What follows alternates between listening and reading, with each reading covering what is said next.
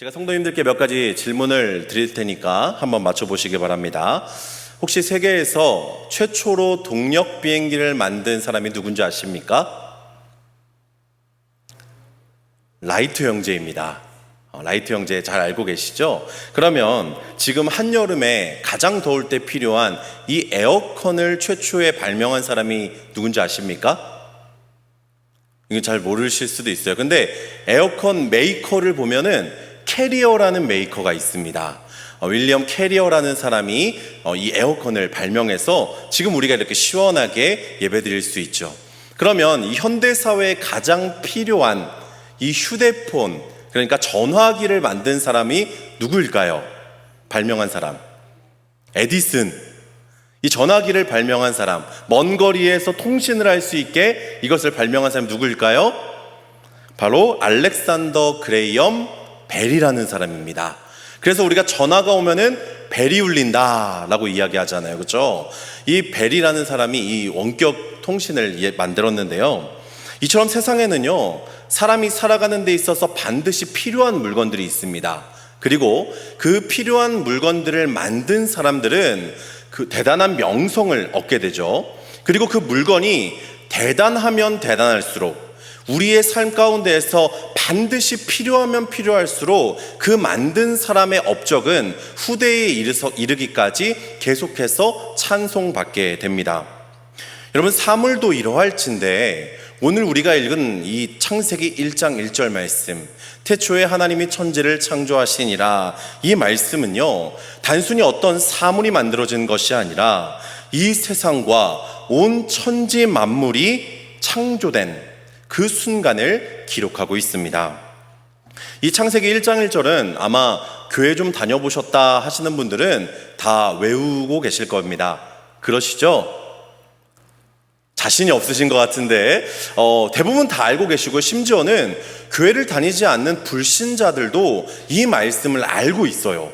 왜냐하면 그 정도로 이 창세기 1장 1절 말씀은 비교적 짧은 말씀이기도 하고, 또 제일 처음에 나오는 말씀이기도 하고, 또 우리에게 어쩌면 가장 중요한 말씀이기 때문이 아닐까 생각합니다.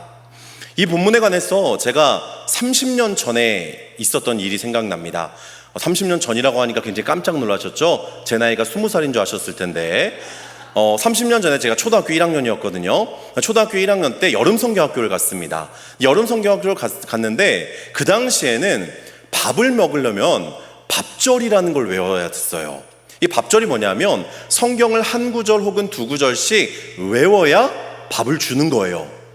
지금은 그렇게 하면 애들이 저 안 먹어요 이렇게 하겠지만, 그 당시에는 악착같이 그 말씀을 외워서 밥을 먹었어야 됐거든요. 근데 제가 초등학교 1학년 때 아직도 기억나는 게 첫째 날 점심이 요 창세기 1장 1절이었어요. 이 초등학교 1학년 학생이, 지금 어른들이 볼 때는 태초에 하나님이 천지를 창조하시니라 한번 쓱 보면 외워지지만, 초등학교 1학년 학생이 이걸 외우기 쉽겠습니까? 제가 이제 이걸 열심히 외웠어요. 외웠는데 잘 안 외워져요. 잘 안 외워지는데 이제 줄을 길게 서서 이제 순서를 기다리다가 이제 제 차례가 됐습니다. 선생님이 요한아, 자 창세기 1장 1절 외워봐 라고 해서 처음에 태초에, 뒤에가 기억이 안 나요. 태초에 예수님이 땡, 그러면 땡 하면은 제일 뒤로 가야 돼요. 그럼 또 제일 뒤로 가서 한참을 기다립니다. 한참을 기다렸다가 또 형들 다 맞추고 들어갈 때 동안 한참 기다렸다가 또 이제 제 순서가 두 번째로 왔습니다. 두 번째로 왔어요. 제가 열심히 외우다가 요한아 창세기 1장 1절 외워봐. 머릿속이 또 하얘져요. 태초에 하나님이 세상을 이처럼 사랑하사 독생자를 주셔. 바로 또 땡, 또 뒤로 가서 세 번째 만에 제가 이 밥을 먹었던 기억이 있습니다. 이 창세기 1장 1절은요 온 세계의 시작이기도 한 반면 우리 인류의 시작이기도 합니다. 모든 성경 말씀이요 이 창세기 1장 1절 말씀이 없다면 성립되지 않습니다. 모든 것의 가장 기초가 되는 말씀이고, 그리고 우리가 이 창세기 1장 1절 말씀을 믿는다면 성경의 그 어떤 말씀도 믿지 못할 말씀이 없게 됩니다. 예수님께서 물 위를 걸으시고, 예수님께서 오병이어를 일으키시고, 그리고 예수님께서 죽으시고 사흘 만에 살아나신 그 모든 기적들, 우리가 보기에 놀라운 기적들이지만 오늘 이 창세기 1장 1절 태초에 하나님이 천지를 창조하시니라 라는 이 창조 기사를 우리가 믿는다면요, 성경의 다른 어떠한 기적, 어떠한 이적들도 믿지 못할 게 없다는 것입니다. 왜냐하면 그토록 이 창세기 1장 1절의 기적, 이 창조 기사는요, 우리가 말로 설명할 수 없을 만큼 놀라운 일이기 때문이죠. 이 창세기 1장 1절은요, 우리가 한글로 말하면 총 16글자예요. 태초에 하나님이 천지를 창조하시니라, 16글자인데 원어 히브리어로 보면요, 총 7개의 단어로 기록되어 있습니다. 창세기 전체 50장 가운데요, 하나님께서 창조 기사를 기록한 장수는 1장부터 3장까지 말씀입니다. 그럼 퍼센트로 따지면 몇 퍼센트죠? 6%죠. 50장 가운데에 1장, 2장, 3장 이렇게 하나님께서 창조 기사를 적어 놓으셨습니다. 그런데요, 하나님의 이 창조 기사는 단순히 3장에 걸쳐 끝날 정도로 단순한 사건이 아닙니다. 세계의 시작이자 인류의 시작인 이 창조 사역을 단순히 창세기 3장 안에 모두 기록되어 있다는 것은요, 성경의 66권 전체로 봤을 때 매우 불균형적인 기록이 아닐까 생각이 됩니다. 놀랍도록 위대하며 그 어떠한 존재도 흉내낼 수 없는 이 창조 기사를 단순히 3장 안에 끝난다는 것, 성경의 많은 부분을 할애하지 않았다는 것을 우리가 알 수 있게 되죠. 실제로 하나님께서 아브라함과 이스라엘의 이야기가 시작되는 12장부터 본격적으로 세상에 간섭하셔서 하나님의 구원 사역을 이루어 가십니다. 물론 12장 이전에도 하나님께서 세상을 통치하시고 다스리셨지만 실제적이고 적극적이고 역사적으로 하나님께서 본격적으로 이 세상을 참전하시고 다스리시는 것은, 그 이야기를 풀어나가시는 것은 창세기 12장 이후부터입니다. 그리고 그 이후부터로도 이스라엘의 모든 역사를 자세하게 하나님께서 기록하시죠. 그렇다면 하나님의 창조 사역은요, 단순히 3장 안에 기록될 만큼 사실 별 볼 일 없고 우리가 생각하지 않아도 될 만큼 중요하지 않은 주제라고 생각되어집니다. 믿으십니까? 아멘이라고 하시면 큰일 납니다. 지금 조시면서 아멘이라고 하시는 분들이 있는데 절대 그렇지 않습니다. 하나님의 창조 사역은요, 단순히 3장밖에 기록되어 있지 않지만 이 성경 전체의 가장 중요한 테마 중에 하나입니다. 하나님께서 이스라엘을 통하여서 펼쳐나가시는 섭리와 구원 계획, 그리고 하나님의 성품과 인간의 본질, 그리고 지금까지 이어져 나오고 지금까지 우리에게 영향을 미치는 하나님의 영광과 그분의 은혜의 관계를 이해하려면요, 이 창세기 3장, 1장, 2장, 3장을 우리가 눈여겨봐야, 그 하나님의 창조 사역을 우리가 들여다봐야 그 이후의 일들을 우리가 온전히 이해할 수 있게 된다는 것입니다. 세상의 모든 시작을 알리는 이 하나님의 창조 사역의 이야기는요, 세상의 모든 가치관, 하나님의 모든 세계관을 포함하고 있으며 이 믿음의 기초이자 신앙의 대들보의 역할을 이 창세기 1장, 2장, 3장이 하기 때문입니다.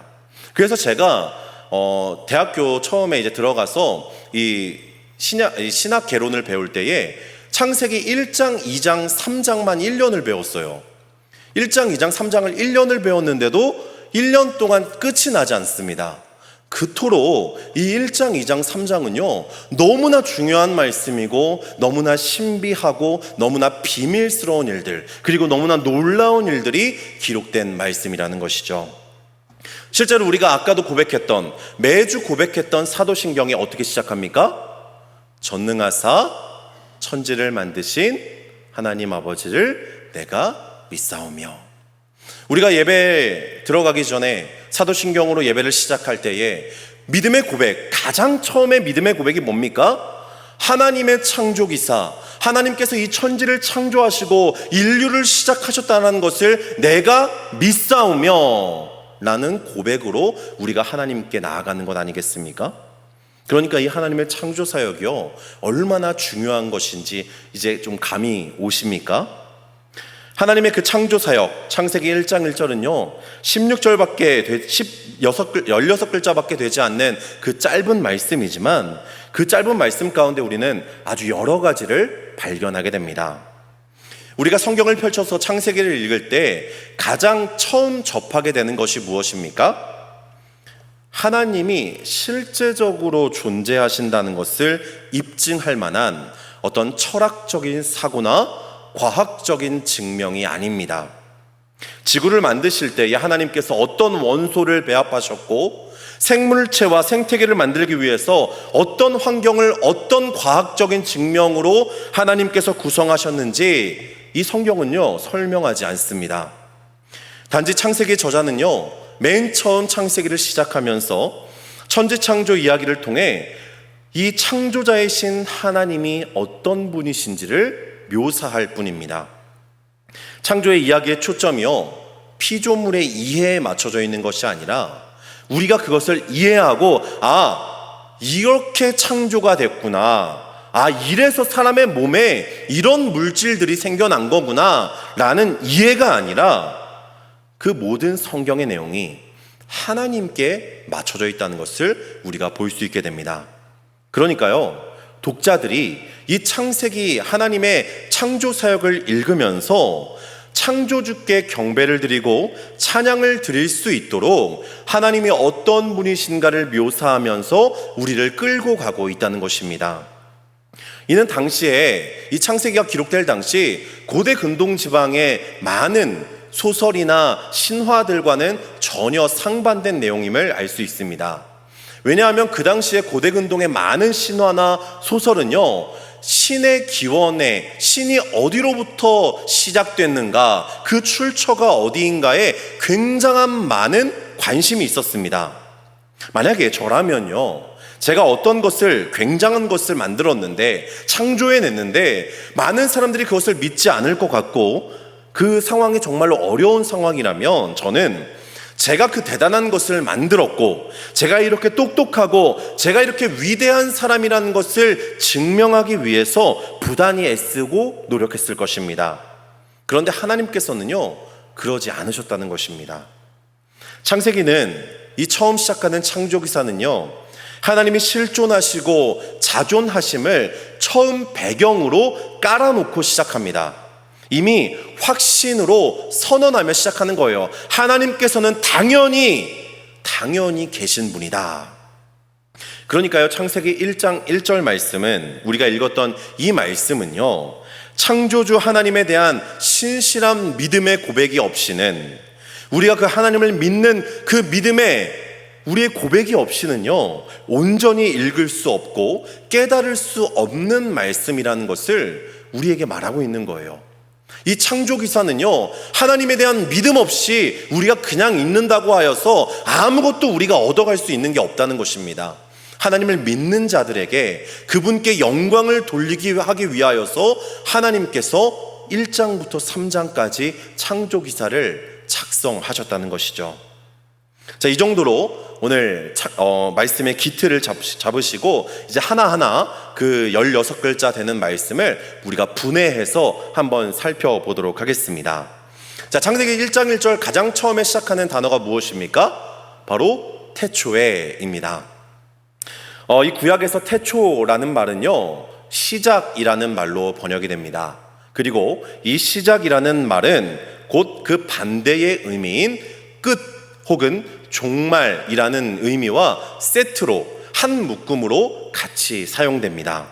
이것은 욥기나 전도서 그리고 이사야에 많이 등장하게 되는데요, 이러한 맥락에서 알 수 있듯이 오늘 하나님께서 이 태초에 라고 시작하신 이 태초라는 말은요 창조된 세계를 여는 시작의 표현입니다.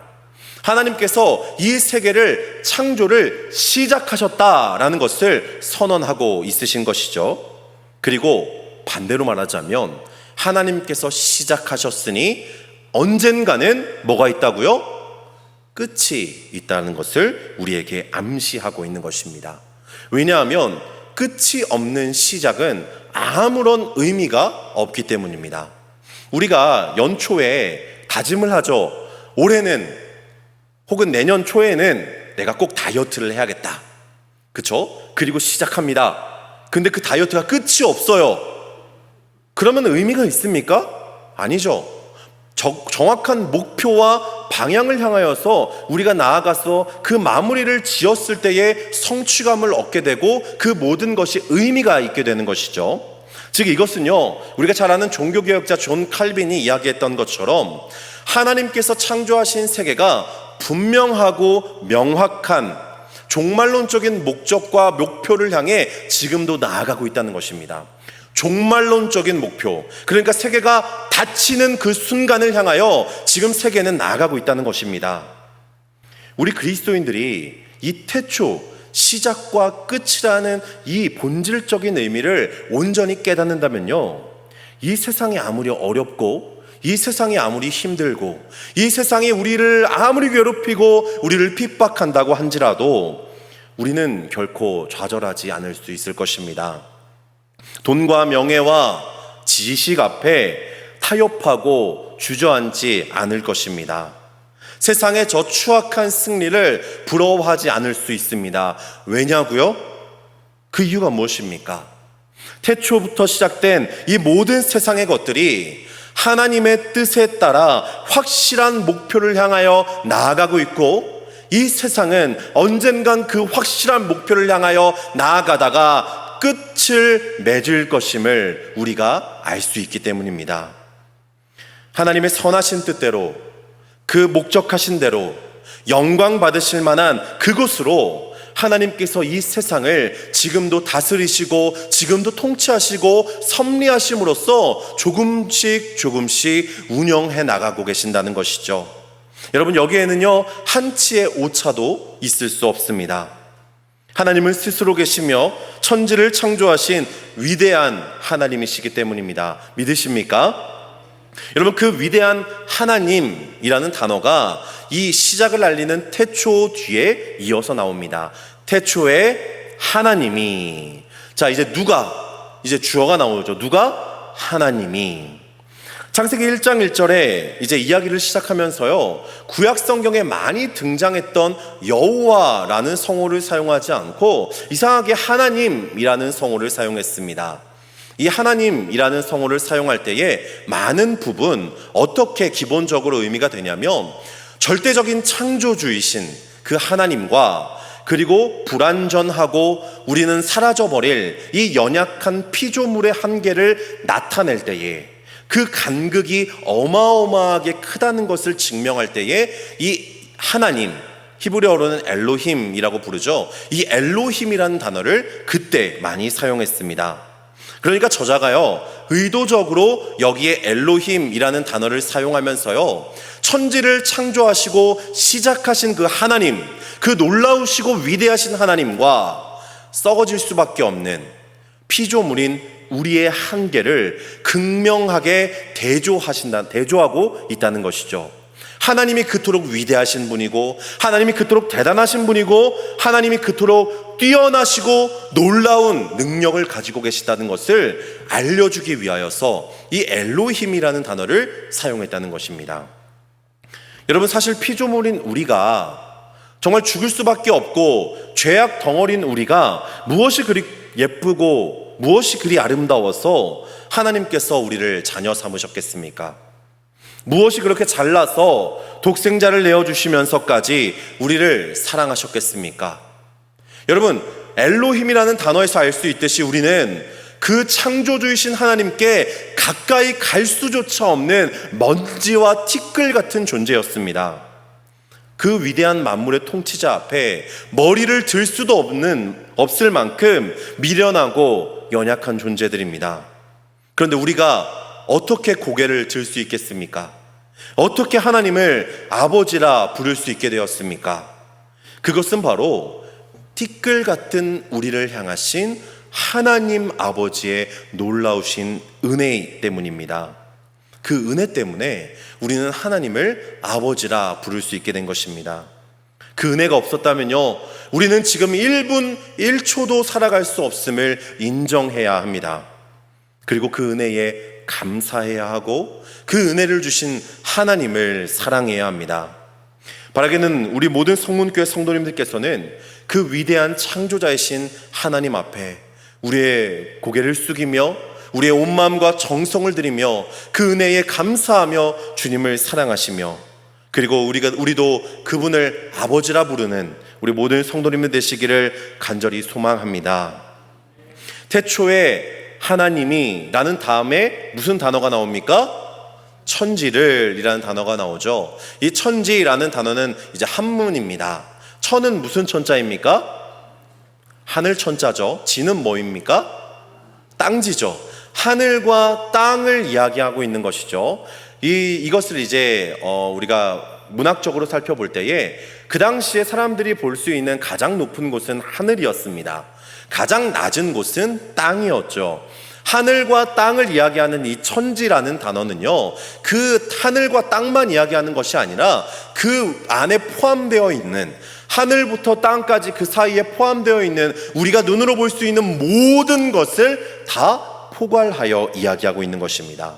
그러니까 지금 태초에 하나님이 천지를 창조하실 때에 그 천지가 무엇이냐면 이 모든 것, 하늘과 땅, 그리고 그 사이에 포함되어 있는 온 우주 만물, 모든 물질 세계를 다 가리키는 것입니다. 하나님께서 이 대한민국만 창조하신 것이 아니라, 하나님께서 이스라엘만 창조하신 것이 아니라 온 지구와 온 우주와 온 열방을 창조하셨다는 것을 여기서 말하고 있는 것입니다. 이것은요, 성경에서 자주 사용되는 기법인데요, 이 기법이 어디 사용되냐면 우리가 보통 시편 113편 3절에 이런 말씀이 있습니다. 우리가 잘 아는 말씀이죠. 한번 읽어볼까요? 시작.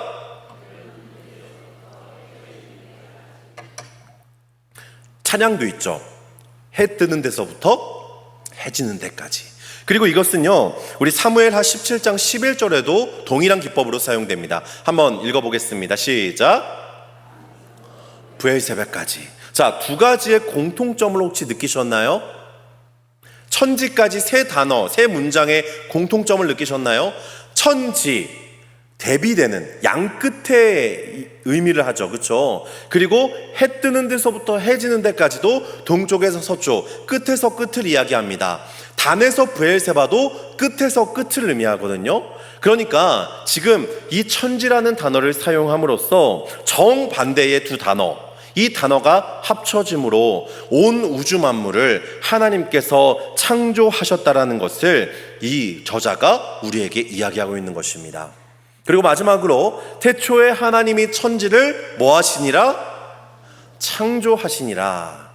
이 창조하다라는 단어를요, 히브리어로 사용될 때 바라라는 단어로 사용되는데요, 재밌는 건 이 바라가 여러 단어로 해석이 됩니다. 그런데 유일하게 창조하다 혹은 만들다라는 단어로 사용할 때는 이 바라를 오직 신에게만 사용할 수 있습니다. 그러니까 사람들에게 사용할 수가 없고요, 이 바라라는 단어가 만들다, 창조하다라는 단어로 사용될 때면 오직 하나님께만 사용할 수 있는 단어가 된다는 것입니다. 인간은요, 이 바라라는 단어, 창조라는 단어를, 그 무게를 감당할 수가 없기 때문입니다. 이것은 오직 전능자의 사역에 관련해서만 사용되는 단어라고 생각하시면 될 것 같습니다. 여러분, 창조 사역에는요, 단순히 공간과 물질뿐만 아니라 시간까지 포함되어 있습니다. 그렇기 때문에 하나님께서는 시간과 공간의 제약을 받지 않으시는 그런 분이시라는 것을 알 수 있죠. 이 태초에 아무것도 없었던, 그러니까 절대적인 아무것도 없었던 곳에 하나님께서 천지를 창조하셨다는 것입니다. 무에서 유를 만들어내셨다는 것이죠. 여러분, 유에서 유를 만들어낸 것은 창조라고 이야기하지 않습니다. 우리가 그것을 이야기할 때는 발견이라고 이야기하죠. 내가 어떤 것이 있는 것을 가지고 조합해서 새로운 것들을 만들어내는 것은 창조가 아닙니다.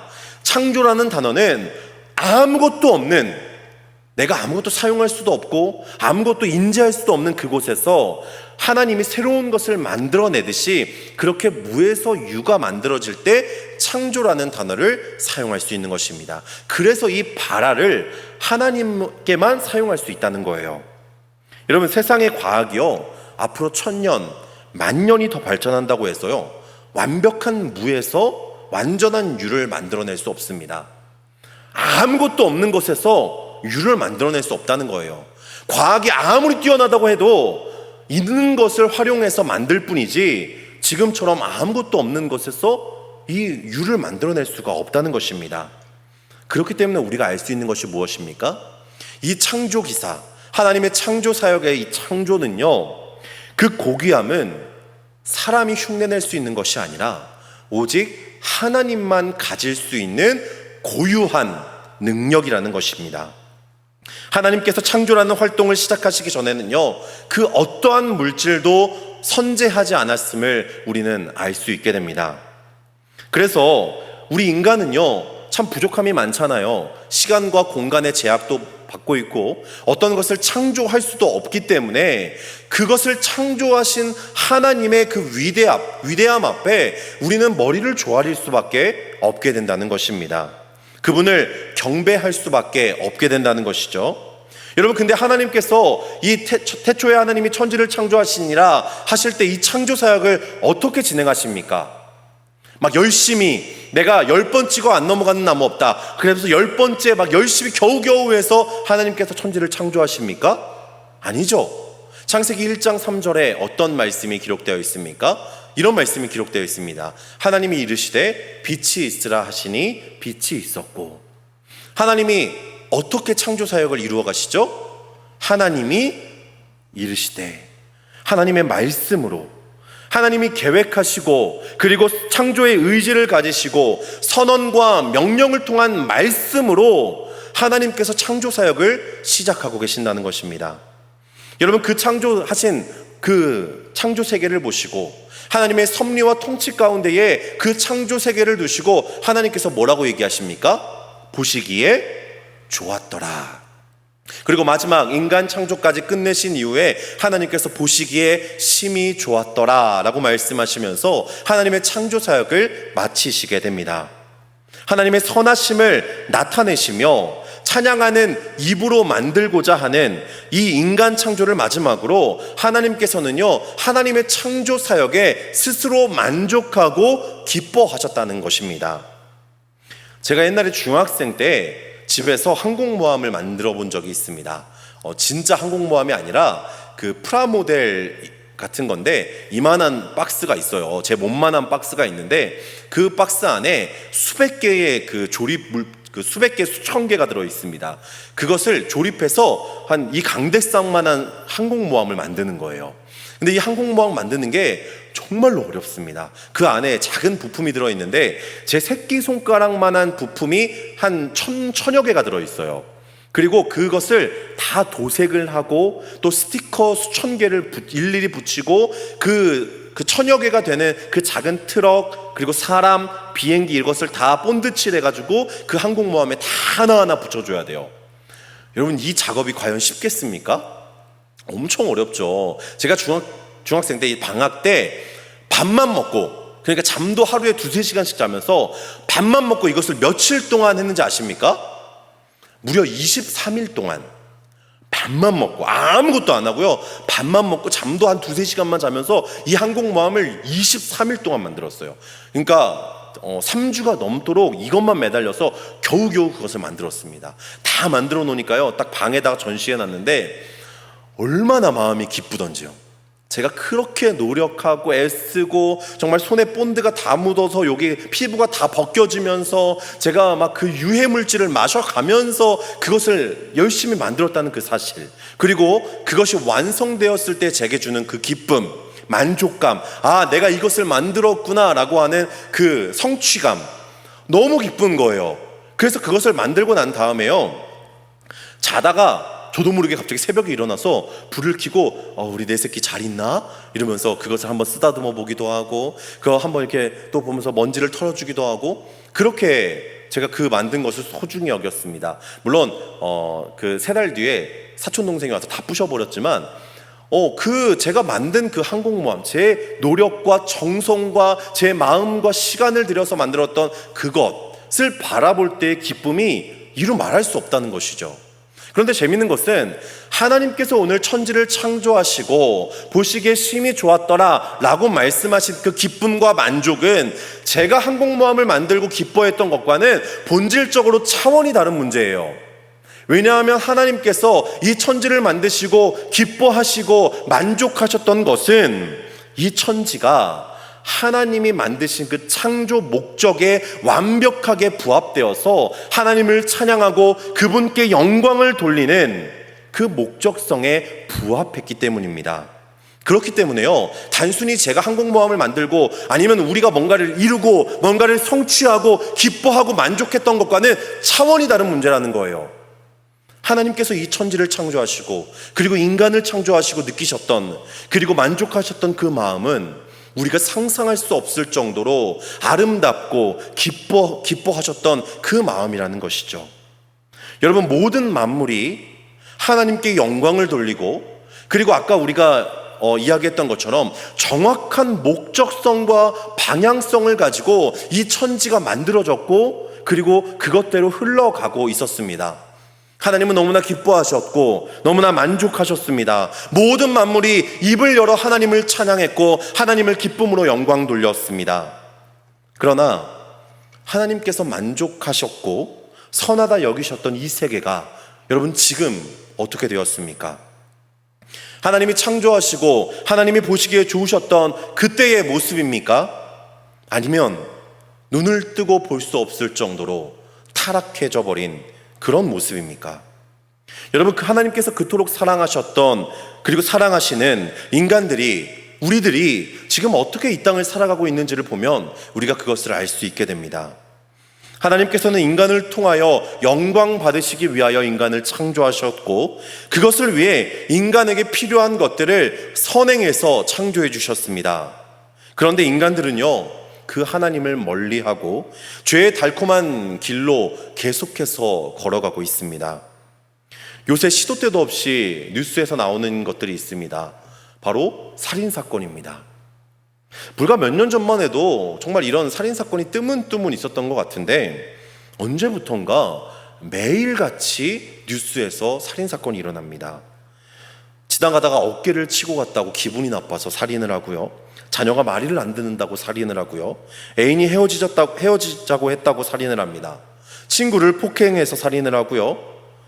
이 모든 일들이 정말 하나님이 창조하시고 보시기에 좋았던 그 세상이 맞는 것입니까?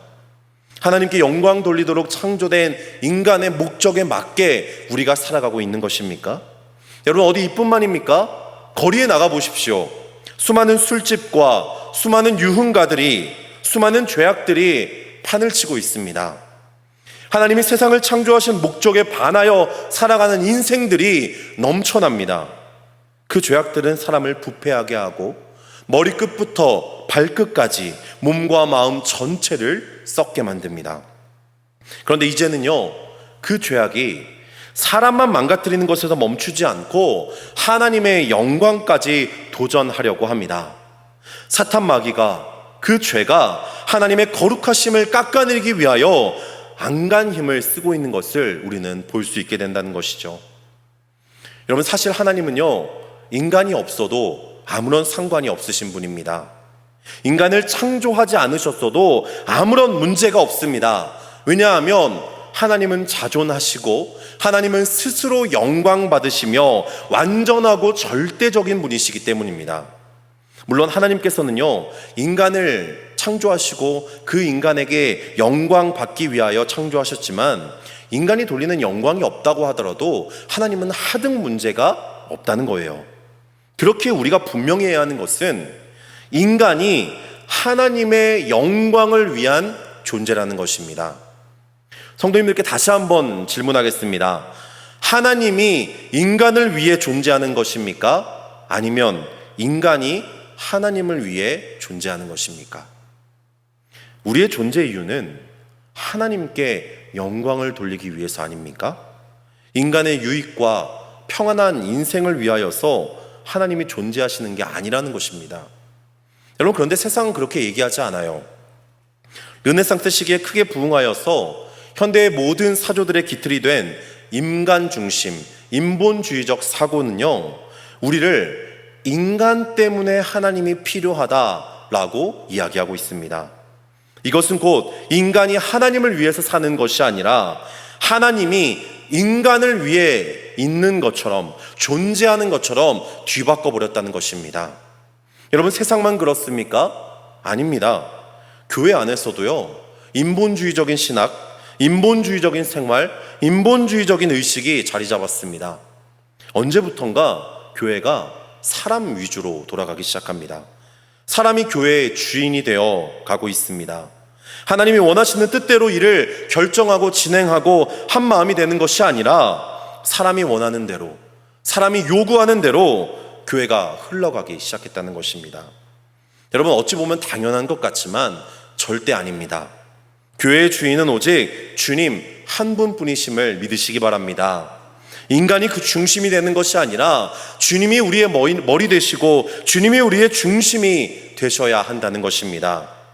결국 이 시대에 만연한 이러한 인본주의적인 사고는요, 하나님의 천지 창조의 그 목적을 기만하는 사탄 마귀의 행위가 된다는 것입니다. 여러분, 이와 반대로 하나님 중심적인 사고는, 하나님을 중심으로 생각하는 그 사고는 오늘 창세기 1장 1절처럼 태초에 천지를 창조하신, 온 세계를 만드신 하나님의 절대적인 주권을 인정하는 것에서부터 시작됩니다. 모든 세계의 근원은 하나님이십니다. 하나님이 모든 영역에 주권적으로 역사하심을 믿으시기 바랍니다.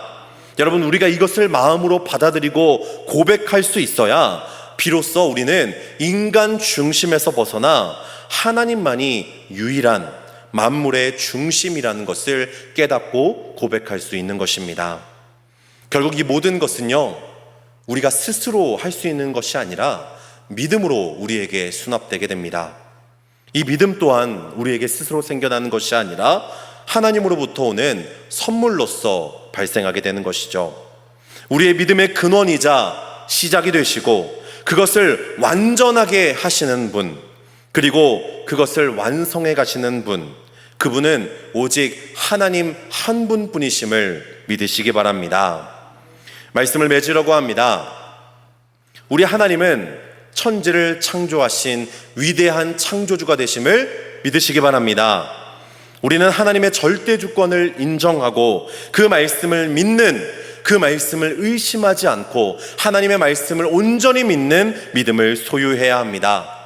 성경에서 역사적인 사실만을 믿는 믿음은, 그 신앙은 불신자와 다름없습니다. 과학적으로 증명되고 역사책에 실려야만 믿는 그런 단순한 믿음에서 벗어나시길 바랍니다. 하나님을 신뢰하시고 나를 창조하시고 그리고 지금까지 하나님의 섭리 가운데에 나를 인도하시는 그분을 믿는 신앙, 그것이 바로 우리에게 주시는 진정한 믿음입니다. 여러분, 창조 기사를 볼 때마다요, 내가 얼마나 작은 자인지 고개가 숙여지지 않습니까? 하나님이 태초에 천지를 창조하시는 이 창조 기사를 볼 때마다 저는요, 내가 얼마나 연약한 존재인지, 하나님이 없으면 나는 아무런 존재도 아니구나 라는 것을 매일같이 느끼게 됩니다. 그래서 바라기는 오늘 이 말씀을 통해서 우리 모두가 하나님의 위대하심과 그리고 전지전능하심, 그리고 피조물의 한계를 명확하게 깨달으시고 하나님의 절대적인 주권을 인정하시며 살아가시는 우리 모두가 되시기를 주님의 이름으로 간절히 소망합니다. 또한 하나님께서 이 천지를 창조하신 목적, 그리고 인간을 창조하신 목적인 하나님을 영화롭게 하며 그분을 찬양하는 삶을 우리 모두가 살 수 있기를 간절히 소망합니다. 그래서 하나님의 그 말씀 아래, 그 창조의 사역 아래 하나님의 주권을 인정하고 그 섭리 안에 순종하셔서 우리가 태초에 창조된 목적대로 거룩한 하나님의 백성이 되시는 우리 모든 성문교회 성도님 되시기를 주님의 이름으로 간절히 축복합니다.